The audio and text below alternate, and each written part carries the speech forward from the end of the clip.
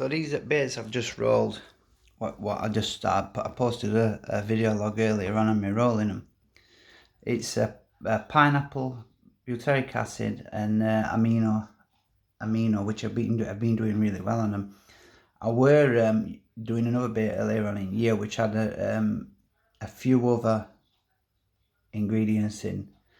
One being bloodworm, but it was the amount of bloodworm in it that did really well earlier on in the year.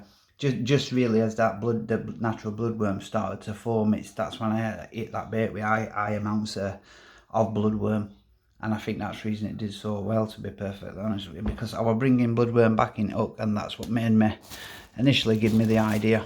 And I thought, if I'm bringing it back on hook like that, it's obviously a pit that's rich in bloodworm. So I added bloodworm in three different types in the natural form, some that are blitzed, and then a cloud mix, which I use from another bait company, which I weren't right happy with anyway. It were very good, but I also added mealworm to that as well, and it's a bait that people still like now. It's probably one of the baits that people will ask me for most, bloody pineapple. But this one's doing well at the minute, pineapple and butyric acid. Now these look as though they're still sticky at the minute. It's still something I've added into them that makes them get that stickiness. And the reason it's the semolina. I just had extra semolina. It gives you that sticky. They're actually sticky.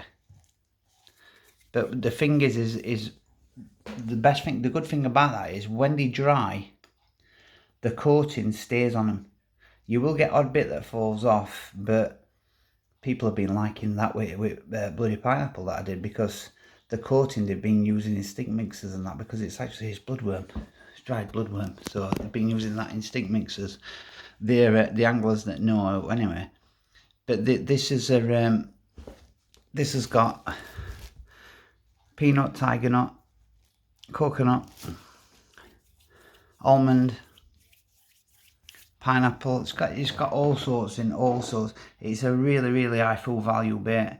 Any bait with peanut in is going to be an high food value bait. You've only got to get a small 25 gram pack of peanuts and look at the calorie intake on them. I mean, we're talking here about fat reserves. We're not talking, peanuts aren't good for you if you eat them in large amounts, but the peanuts I use in all my baits are prepared right. They're soaked in coconut milk for at least 24 hours. Sometimes I'll soak them in water before that coconut milk. It just depends. 24 hours if I need bait fast, I'll keep them in for 24 hours in coconut milk. And these have got coconut milk in as well, because obviously the peanuts in them are being prepared that way. But the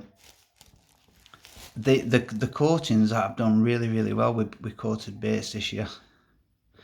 It's all since I've watched the Nash team doing so well on them overseas. So I just duplicated what they were doing, but I thought I'd take it a step further, and instead of adding it once the baits are being packaged and sold, I thought I'd take it a step further by actually coating them while they're being rolled, and it's worked a treat. They look absolutely great when they're on bottom. When they've dried out, I'll put a couple in a clear container and I'll show you.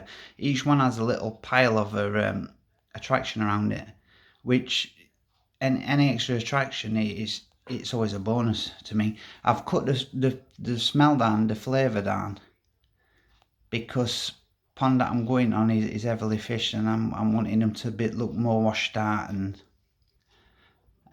more so than when I was fishing treating, and I wanted them as smelly as possible, because I didn't think that the carp in treating had seen that much bait, so I didn't think they'd actually associate an over-flavoured bait with danger, which eventually I think that they actually did associate over-flavoured bait with danger in the end.